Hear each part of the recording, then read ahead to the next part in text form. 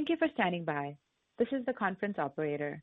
Welcome to Dakota Gold's Richmond Hill Gold Project updated new resource review. As a reminder, all participants are in listen-only mode and the conference is being recorded. After the presentation, there will be an opportunity to ask questions. To join the question queue, you may press star then one on your telephone keypad.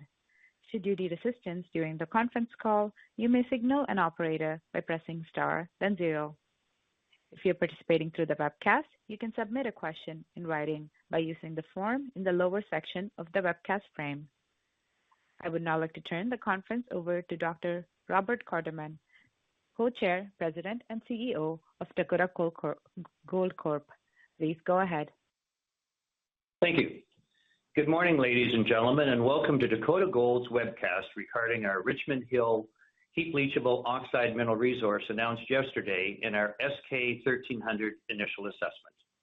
The Richmond Hill leachable gold and silver mineral resource is transformational for the company and will be the platform on which Dakota Gold will revitalize the Homestake District. With over 48,000 acres of mineral tenures, we're the leading district exploration company. The mineral resource that we identified at Richmond Hill, when in production, will fund its further development and expansion, as well as the exploration and the development of our Maitland Gold Project and the many other mineral opportunities we have identified within this now over 60 million ounce Homestake District gold camp. I will be joined on the call this morning by James Berry, our Vice President, Exploration, who has worked with our qualified persons in preparing the Richmond Hill SK 1300 resource. Patrick Malone, our Senior Vice President and Chief Legal Officer, who is managing our permitting initiatives and joins us from Barrick Gold, where he was part of their North American closure management team for approximately 10 years, 5 of which as the Vice President in charge of the closure portfolio, including the Homestake Mine and Richmond Hill. Carling Gay, the Vice President of Investor Relations, is here. I've worked with Carling previously at Predham, where we built the Brucejack mine. On a personal note, I wish to thank all of the team members, the board, high-tech and consultants Mike Hester at IMC and Jeff Woods at Wood Processing, who have worked hard for the last 6 months to arrive at this positive outcome. I'm excited about our prospects and that we have a significant potential heap leachable operation located in South Dakota in an historic and current mining jurisdiction situated 1.9 miles north of Cora's highly profitable Wharf Mine. The Richmond Hill resource is located on private land, on land that is currently permitted as a post-closure mine site, and we have a new federal administration focused on job creation.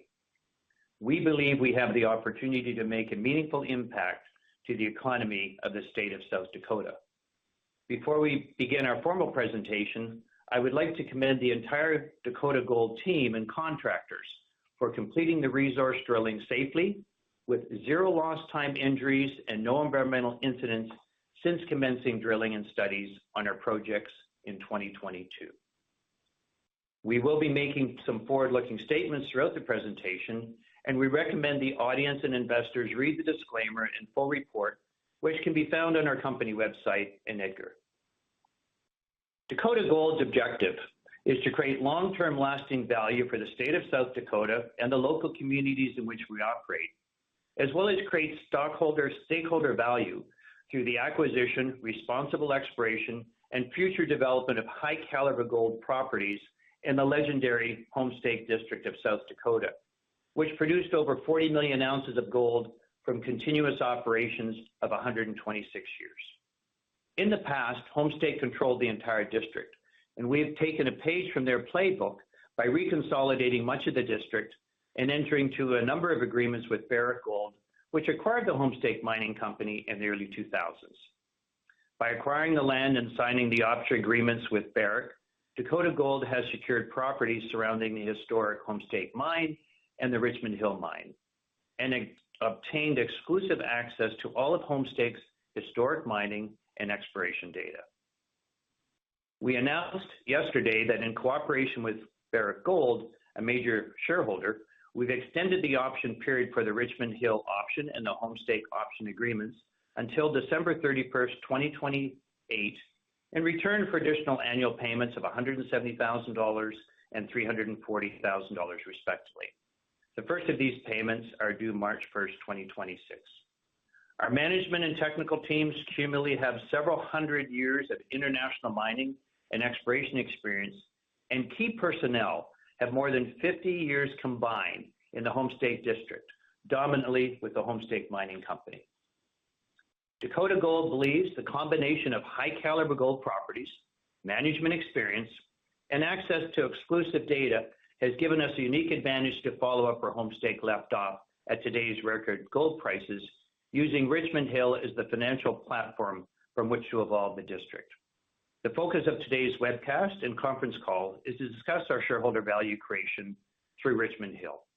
As you can see in slide 3, the Richmond Hill Heap Leach Gold Project is located approximately 5 miles northwest of the Home Stake mine and is directly north of Coeur's Mining highly profitable Wharf mine. Wharf is a heap leach gold mine and is the only active gold producing mine in the state, with over 4 million ounces produced over the last 40 years. The Richmond Hill project shares many similarities with the Wharf mine. When you consider past production and current reserves for Wharf, the Wharf Richmond Hill mineral ecosystem totals approximately 15 million ounces of gold in all resource categories. Our focus at Richmond Hill has been defining a surface oxide heap leachable resource. The gold mineralization is 3.65 million ounces of gold and 38.1 million ounces of silver in measured and indicated mineral resources. Additionally, the report has identified a heap leachable inferred mineral resource of 2.61 million ounces of gold and 22.8 million ounces of silver. Complementing the heap leachable resource, the report has also identified a significant mineral resource suitable for milling and flow concentration. The combined heap leach and mill measured and indicated resource of 4.64 million ounces of gold and 47.7 million ounces of silver, and combined heap leach and mill inferred resources of 5.06 million ounces of gold and 52.1 million ounces of silver. The additional millable material provides long-term optionality for the project. The resource is informed by a historical database containing 56,734 gold assays from 902 drill holes, totaling 90,447 meters of drilling, and an additional 30,743 gold assays from 146 drill holes, totaling 45,540 meters of drilling by Dakota Gold since 2022. With critical mass of the mineral resource achieved, our intent is to now advance the Richmond Hill Gold Project forward as a high-quality heap leach gold oxide mine. I would now like to turn the presentation over to James Berry, our Vice President of Exploration, to review the resource in more detail. James. Thank you, Bob. It gives me great pleasure on behalf of the team to announce the results of our new resource based on the successful exploration drill program completed in 2024 to expand the resource. The new resource has outlined a heap leachable resource including a measured resource of 103 million tons at 0.54 grams per ton gold for 1.79 million ounces, an indicated resource of 141 million tons at 0.41 grams per ton gold for 1.86 million ounces, and an inferred resource of 230 million tons at 0.35 grams per ton gold for 2.61 million ounces. By incorporating assay and metallurgical results from historic drill holes, as well as those from our Dakota Gold drill programs, we have improved our understanding of the geological model and consequently have significantly increased the gold mineral inventory at Richmond Hill. We currently have a robust gold price well above $2,800 per ounce, which validates our use of the 3-year trailing average of a $2,000 per ounce gold price in our resource calculation. After all, we are a gold company and believe in the long-term continual increase in gold price. First, I would like to say, as a resident of Lawrence County and having worked for 10 years underground at the Homestake Mine and 5 years at the Wharf Mine, I am excited to be involved with the next potential mine in the Homestake District. This near-surface oxide dominant resource will now be the subject of an initial assessment with cash flow, to be completed mid-2025 with the goal of identifying a mineable resource similar to that in production at the adjacent Wharf Mine operated by Core Mining. Through my understanding of the geology at Wharf, having worked there for 5 years, and that of Lindsay Chastain, our exploration manager who worked there for almost 13 years, this has enabled us to improve on the geologic domains controlling mineralization at Richmond Hill. Our new mineral resource is based on a constrained block model using drill results up to November 2nd, 2024, using an inverse distance squared methodology and the following assumptions. Mineral resources are based on gold equivalent cutoff grade at 0.089 grams per ton for oxide, 0.41 grams per ton for transition material. Mineral resources for mill material are based on gold equivalent cutoff of 0.171 grams per ton. The gold equivalent values account for metal recoveries, treatment charges, refining costs, and refinery payable percentages.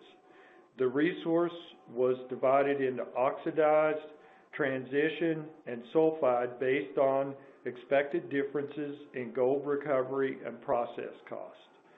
The oxide recovery in the report is 89%, the transition recovery was 65%, and the sulfide recovery was 85%.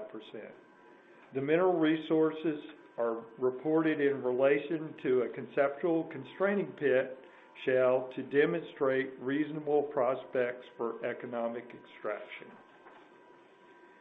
We are pleased with the outcome of the new resource for Richmond Hill, and I thank our entire team and consultants for working hard to produce the resource.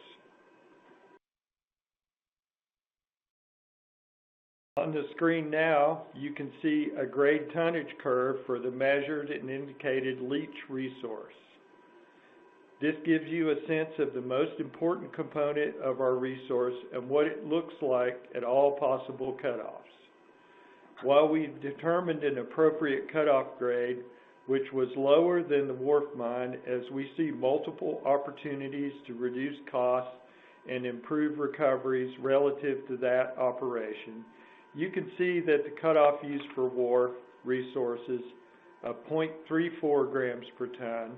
The resulting resource grade would be 0.72 grams per ton, which is exactly the same as the resource grade disclosed by Core for December 31st, 2023. I'd also note that even at that higher cutoff grade, the measured and indicated resource that remains totals 128 million tons containing 2.8 million ounces of gold and continues to be a robust resource.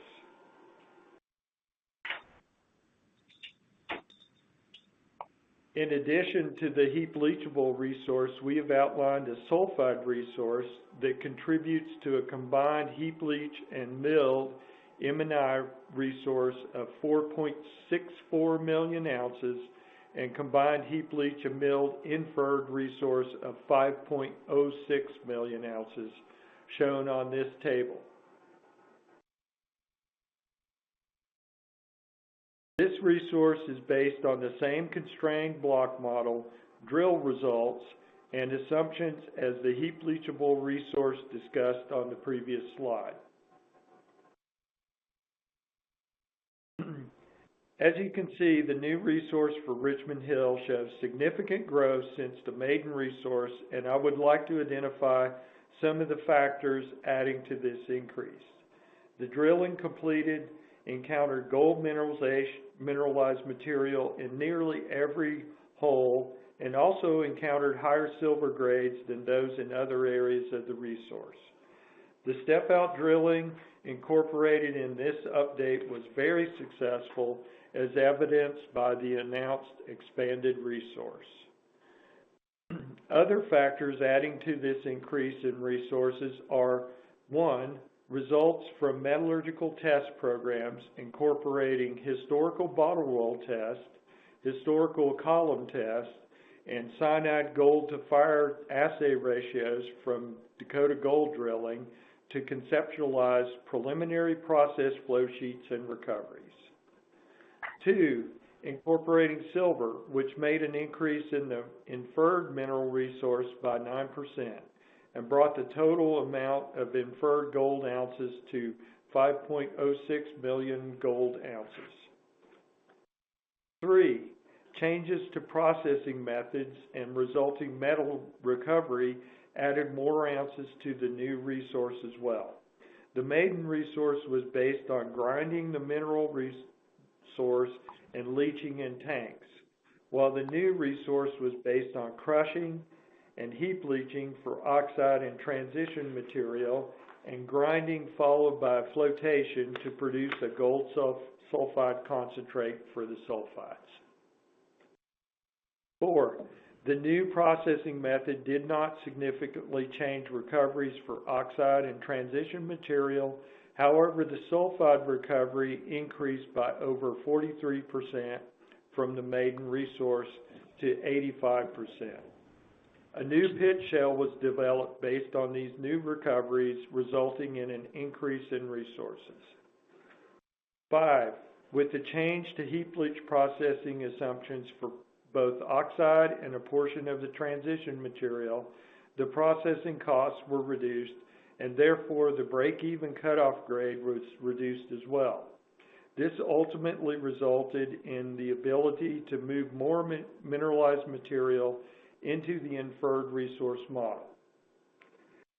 6, further work was conducted in the new resource to update the geometallurgical model boundaries between oxide, transition, and sulfide material. A sensitivity analysis showed a large difference between the maiden resource and the new resource, and that difference was mostly due to resource models. In our initial resource, the model was constrained based on the level of confidence and certainty that was appropriate for the model at that time. Our updated and improved understanding based on the work performed over the last year has allowed us to confidently remove some of those constraints.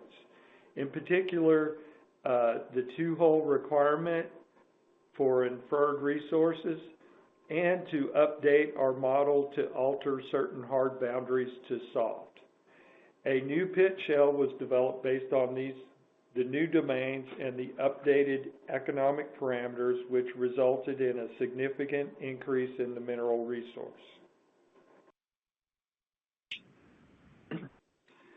This is a plan view of the Richmond Hill block model with the heap leach material shown in colored blocks and the mill resource blocks shown in dark gray. The location of the cross sections that we will be looking at next are shown on this map. Infill drilling and improved mineral resource estimation has filled in gaps in the model. The mineral resource model remains open in several directions.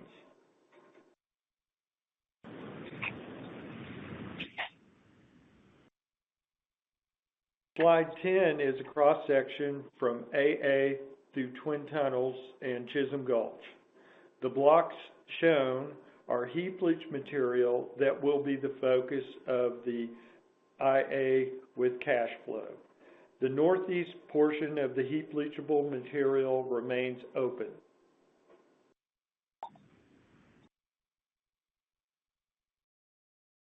Slide 11 is a cross-section along B prime through the historical Richmond Hill pit. Again, this section shows the heap leach mineral resource blocks only. The section also shows that mineralization is not restricted to the breccia pipes and extends out into the adjacent country rock. Slide 12 is a section through AA prime showing the combined heap leach and mill resource. This slide shows the growth potential at Richmond Hill.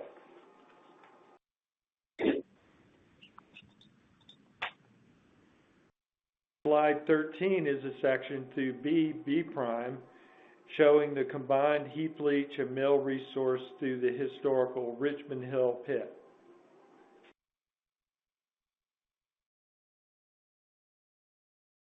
Slide 14, this section shows the combined heap leach and milled resource along C prime through the Richmond Hill and Twin Tunnels deposits.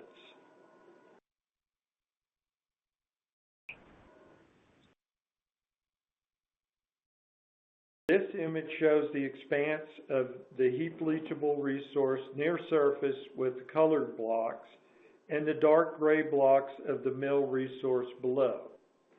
Drilling has yet to constrain the heap leachable mineral resources in a lateral sense.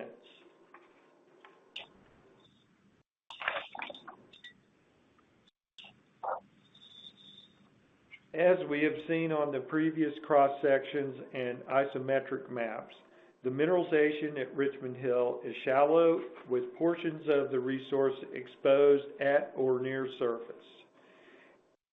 And the heap leachable resource remains open in the northeast and in the southeast area of Richmond Hill.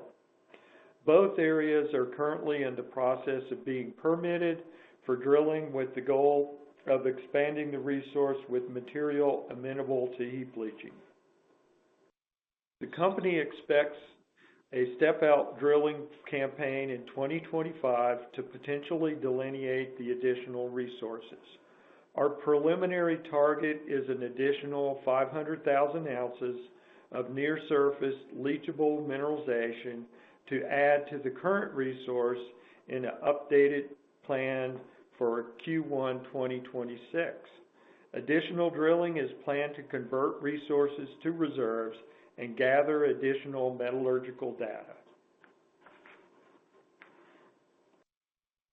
Here on slide 17, we have a conceptual mine site plan for Richmond Hill. The mineral resource shell in green represents the heap leachable, measured, indicated, and inferred resources. The resource shell in teal represents the heap leachable, measured, and indicated resources only. And as I've mentioned throughout the presentation, the mineralization remains open to expansion with more exploration. Additional drilling is planned, as noted on the previous slide, to convert inferred and indicated to higher confidence levels and expand the resource in higher grade areas. You can see that with higher confidence, the grades improve for the oxide material.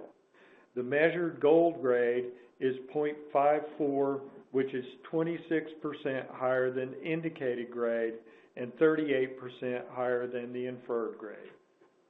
As we move into the development phase of the Richmond Hill project, we will be working on a number of key initiatives to advance the project, including completing the initial assessment with cash flow currently in progress and expected mid-2025. The areas of focus here will be where the resource contained higher grade heap leach material. The initial assessment with cash flow is similar to a Canadian preliminary economic assessment. This assessment will allow us to calculate the approximate production or processing costs and subsequent cash flow that could be generated from our project. While we see a conventional truck and shovel operation and have the adjacent wharf mine as an analog, there are several opportunities we're reviewing that could lead to improvements in production and cost structure. As an example, we expect to have permanent leach pads which will reduce operating costs and improve recoveries versus load and unload pads. We also expect to use conveyors to feed the material onto the leach pads. which results in lower costs and better leach kinetics than loading pads with trucks. As well, we will look at multiple throughput levels and resulting production profiles. Our large leach resource will provide significant opportunity for flexibility as we advance through the study stages. Dakota Gold has also contracted with M3, Respec, IMC, and Woods Processing to undertake the necessary engineering and metallurgical studies currently in progress to advance from the IACF to initiating a full feasibility mid-2025.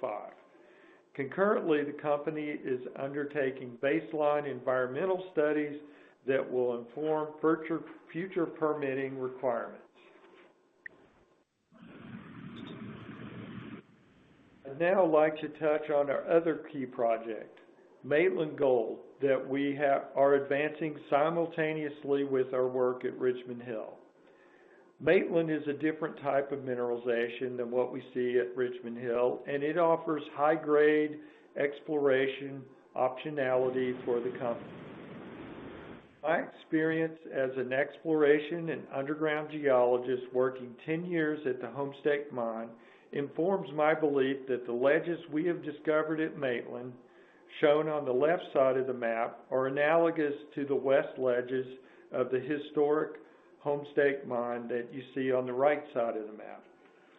And we believe that we have extended the trend of the world-class historic Homestake Mine. From the drill core at Maitland, we are seeing steeply plunging or reclined mineralization and comparable grades and thicknesses to the west ledges. The Maitland mineralization is shallower than the west ledges of the Homestake Mine, which produced more than 6 million ounces of gold. The Homestake Mine is the world's largest banded iron formation hosted gold deposit, and similar gold systems include Orla's Musselwhite and B2's Back River deposits. However, I'd like to point out a unique characteristic of the Maitland mineralization, and that is that it is close to infrastructure and a 15-minute drive for our head office in Lee. We wrapped up our 2024 drill program at Maitland in December, and we will be refining our modeling of the ledges and analyzing the results to create a follow-up drill program for the 2025 year that will target shallower intercepts. I would now like to pass the presentation over to Patrick Malone, Senior Vice President and Chief Legal Officer, to walk us through the timeline to advance the Richmond Hill along to production. Thank you, James. Before I speak to the timeline, I'd like to provide an update on our option agreements with Barrick. You may recall that we have two option agreements: the Richmond Hill option that includes all of Barrick's mineral and surface rights to Richmond Hill, and the Homestake option that includes the surface rights to the historical Lake Mine property. Barrick continues to be very supportive of our efforts to revitalize the Homestake district, and we are excited to announce that on February 6th, Barrick agreed to extend our options for both Richmond Hill and the Homestake surface rights until December 31st, 2028. Barrick is currently a significant shareholder in Dakota Gold, and upon exercise of the options, their share position would be increased by an additional 400,000 shares for Richmond Hill and 3 million shares for Homestake. On the next slide, you can see that the option aligns well with our plans to permit and develop Richmond Hill. We're currently collecting baseline data for permitting, which will continue through the next several quarters and while we push forward towards feasibility analysis of the project. Because Richmond Hill was previously mined and has been managed as a closure site since the 1980s, we have extensive data and experience with the site. Our ability to build on this knowledge base allows us to focus on filling in any data gaps and begin preparing robust environmental management plans for operations. Because Richmond Hill is virtually all private land, the primary permits will be through the state of South Dakota and Lawrence County. We have very good working relationships with both the South Dakota Department of Agriculture and Natural Resources and our local authorities, with whom we've already been working to assure that our permit applications will address their priorities and any concerns. Now, personally, I've spent my entire career working to make sure that mining is done responsibly and in a way that protects the environment and benefits local communities. As a company, we're committed to assuring that the development of Richmond Hill meets not only legal and regulatory requirements, but can be pointed to in the future as an example of mining done right. I'd now like to turn the call back over to Bob. Great. Thank you, James and Patrick. I'd now like to put the Richmond Hill resource in context with current operating gold companies. In this slide, we have set out mid-cap operating gold companies and their valuations per 100,000 ounces of annual gold production. This average market cap is approximately $800 million, which is significantly more than our current market cap. As we evolve Richmond Hill through development, it is a potential achievable valuation. Currently, Dakota Gold and other development companies are at that low inflection point of the Lassonde curve and not receiving the same market attention as gold producers.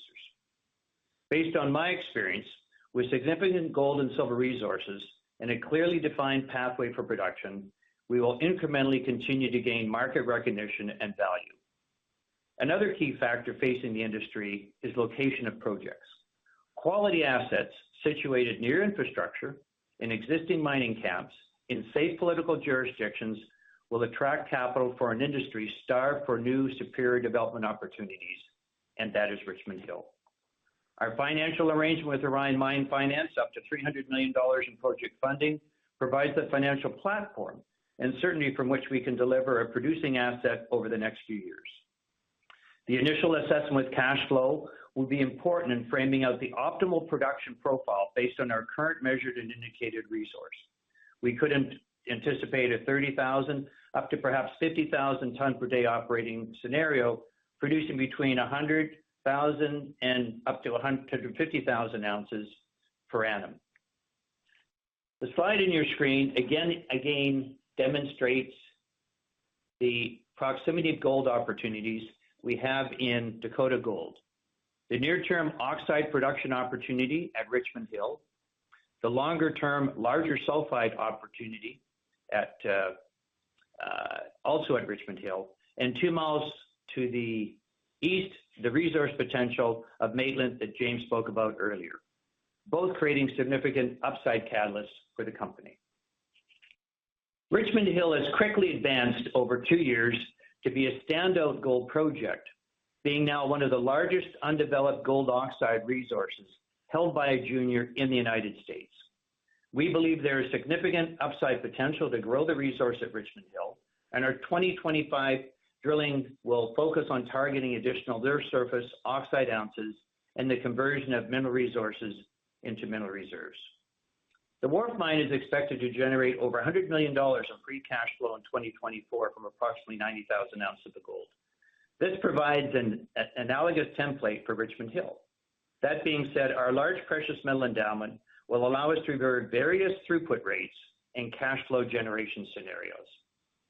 Richmond Hill benefits by being located on private land with a clear path for permitting as described by Patrick, and we believe with anticipated updated amendments, we can advance the project expeditiously through development into production. Our financial proposals for up to $300 million for a development opportunity with Orion Mine Finance, our major shareholder, announced on October 12, 2023, provides Dakota Gold with a financial platform. The agreement extension with Barrick provides us time certainty to advance through feasibility to a construction decision. Our prime location of the project to infrastructure can create significant savings for development and construction costs. A less capital-intensive construction means less dilution for shareholders, and longer term, this can provide enhanced free cash flow, benefiting all stakeholders, including our shareholders, the local community, and the state of South Dakota. We want to thank you all for taking the time to join us today for our presentation on the significant value creation at Richmond Hill, and we will now open the presentation to your questions. Operator. Thank you. To join the question queue, you may press star, then 1 on your telephone keypad.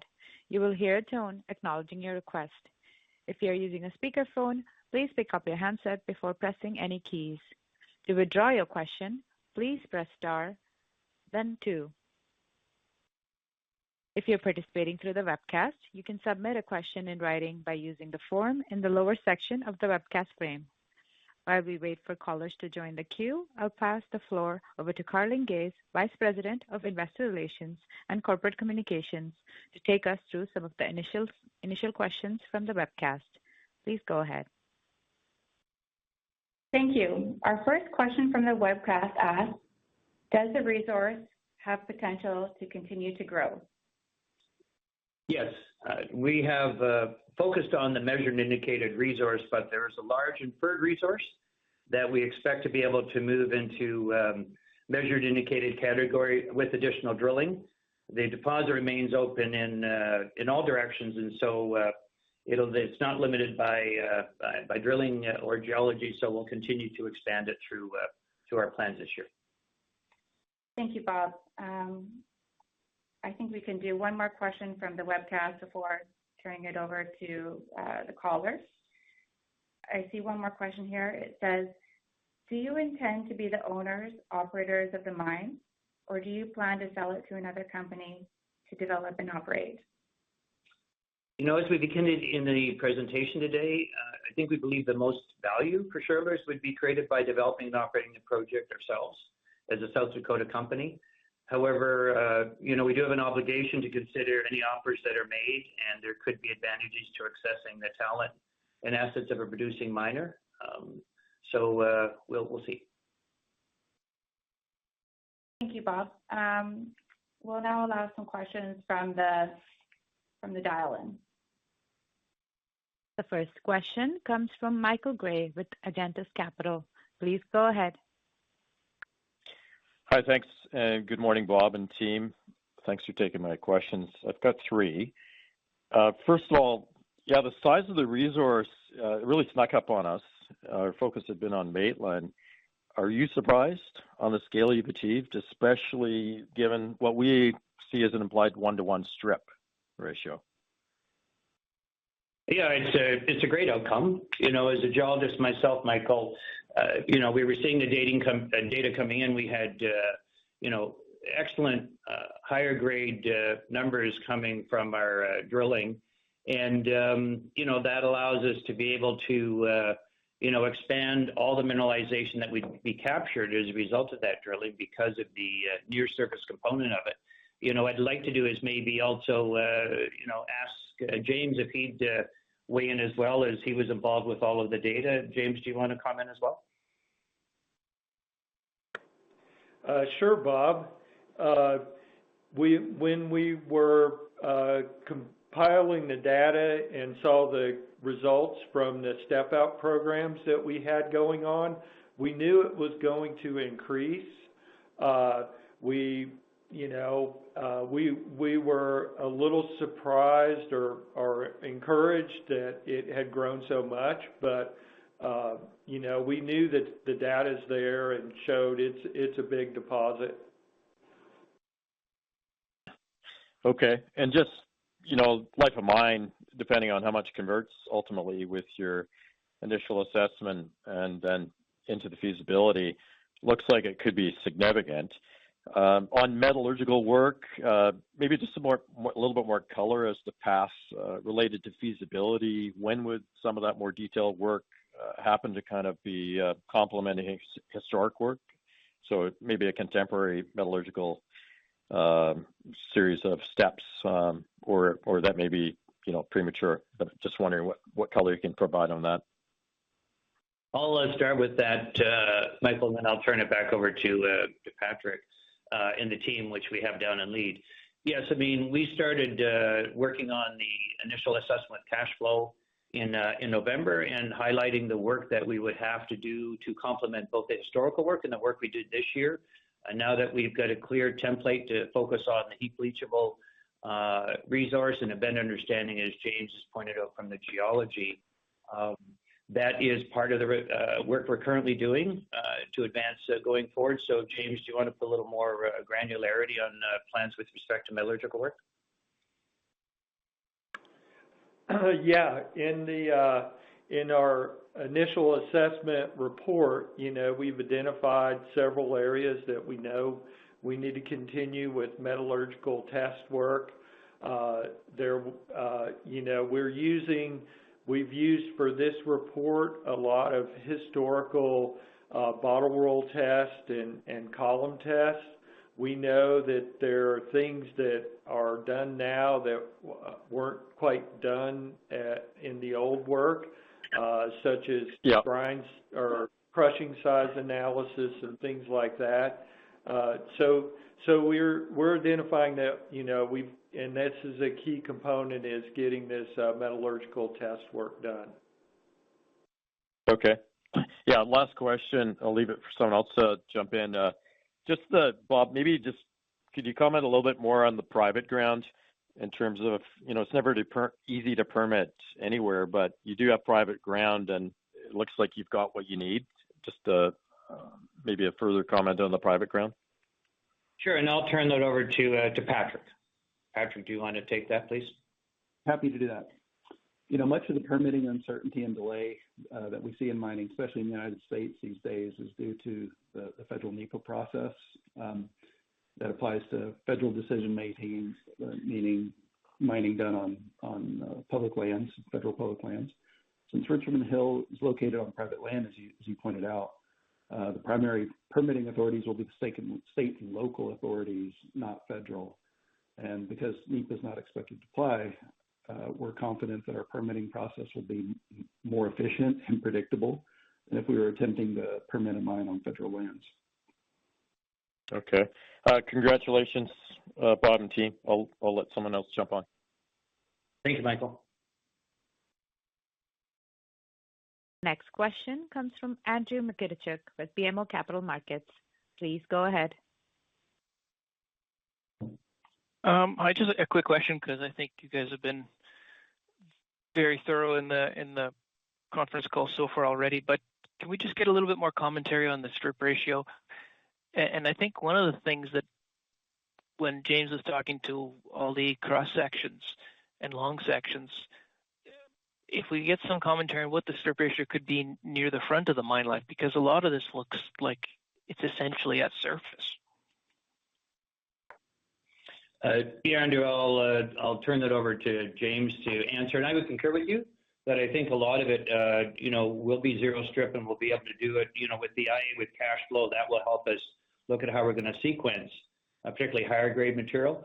But James, could you give a comment on overall strip as you see it? Yeah. Hello, Andrew. With this analysis,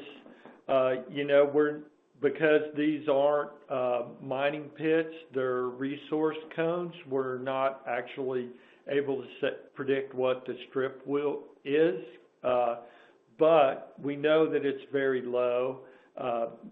We have a lot of areas where the strip or where the mineralization's at surface or near surface, and it tends to be lateral, so that impacts that lower potential strip ratio.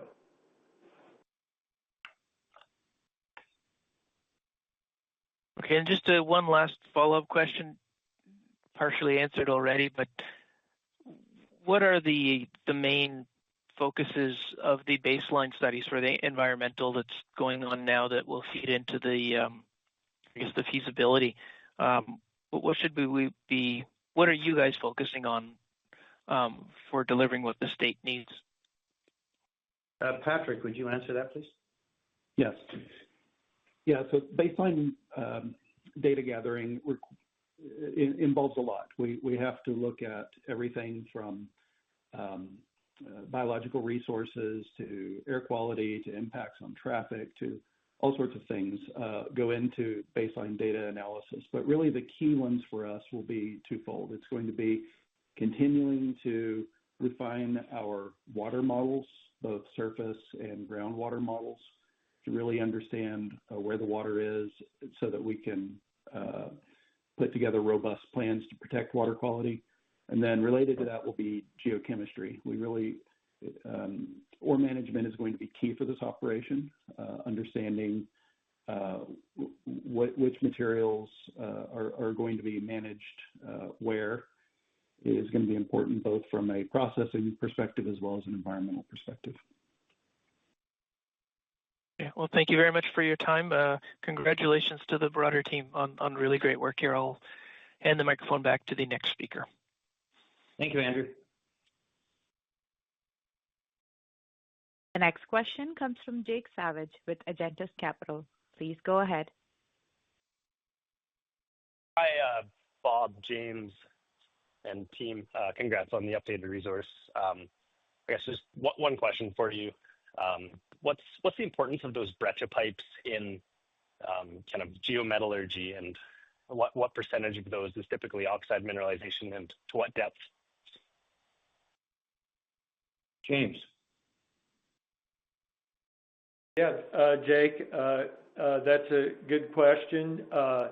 The breccia pipes, are what introduce the mineralization into the system, and typically in the breccia pipes, we'll see oxidation down to 200 to 300 feet, depending on which pipe it's in and what type of class are in the pipes. So the top parts of the pipes are oxidized, but as they get deeper, it becomes sulfide.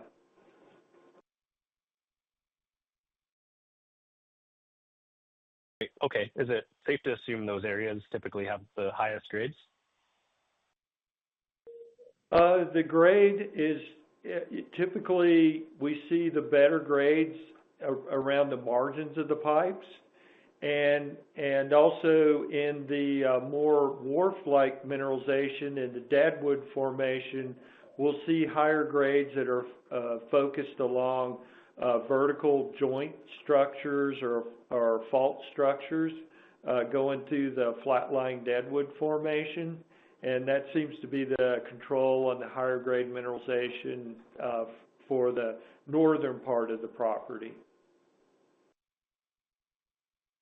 Great. Thanks. That's all for me, and congrats again. Thank you. Thank you.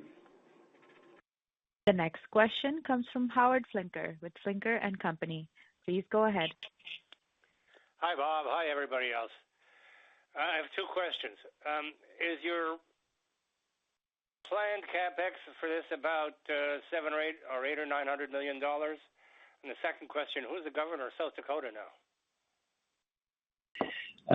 Thanks, Howard. Good to talk. I'll turn that down over to South Dakota, and I think our capex will be substantially lower than that point. But James, would you like to answer that based on the studies we have there, and then also current governor? Yes, the new governor of South Dakota will be Larry Roden to replace Kristi Noem. Yeah, she's busy chasing criminal migrants. Yeah. And the capex a lot less than the $700 or $800 million?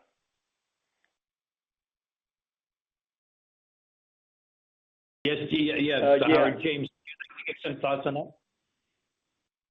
Yes, because this is a heap leach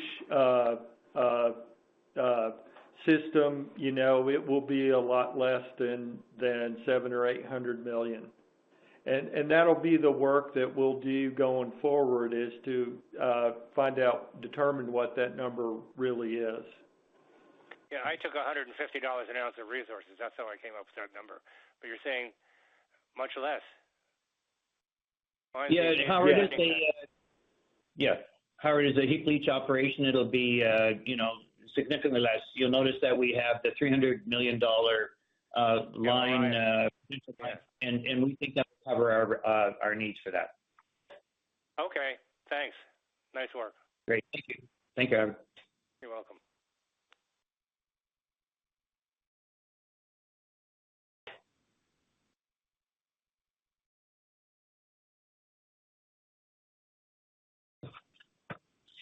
We now have a couple of questions that I see have come in on the webcast while we've been doing some of the Q&A. So we'll try to answer a couple of them, time permitting. I know we're running to almost the end of the call here, but maybe we'll start with the first one here. It says, I noticed they used $2,000 gold price. With today's gold prices, does that significantly change things? Right. I mean, we've taken the 3-year trailing average, and in the SK 1300 report, in one of the tables, we've looked at the resource with a $2,400 gold price, and it increases it incrementally. So the great thing about this project is it's a large resource. We can curate it to gold prices, and if we look at the adjacent Wharf mine over its development, it has certainly been able to grow and take advantage of an increasing gold price. So you could say that we're looking at this quite conservatively, and yes, lots more opportunity at a much higher gold price. Thank you, Bob. We'll take one more question from the online area. It says, is the assessment with cash flow likely to focus on heap leach portion of the project only, or will it be a holistic assessment of millable option as well? No, the plan right now is to focus the IA with cash flow on the heap leachable oxide parameter because it's the one that we can develop. It's got a very long life resources attached to it, and we think that's the best way to get more immediate value for shareholders due to the fact that it's a lower capital cost. And the sulfide gives us long-term optionality, but the focus of the IA would be with that project. And so with that, I personally want to thank everyone. I want to personally again thank our team. This is a great outcome for Dakota Gold, and we now have the platform to develop one of North America's next oxide gold mines. Carling. Thank you, Bob, James, and Patrick, for walking us through the new resource at Richmond Hill, our development timeline, and Maitland project highlights. This is all the time we have today for questions and answers. Our planned exploration program for 2025 will have assay results being released later on this year. Please stay connected with us to receive updates directly by email or on our social channel, where we post regularly about upcoming conferences, participation, community activities, and more. This presentation will be available for download later, and it's available on demand for the coming months to watch again as you require. If you have further questions for us or would like to book a meeting, please send us an email at info@dakotagoldcorp.com. Thank you, everyone, and have a safe day.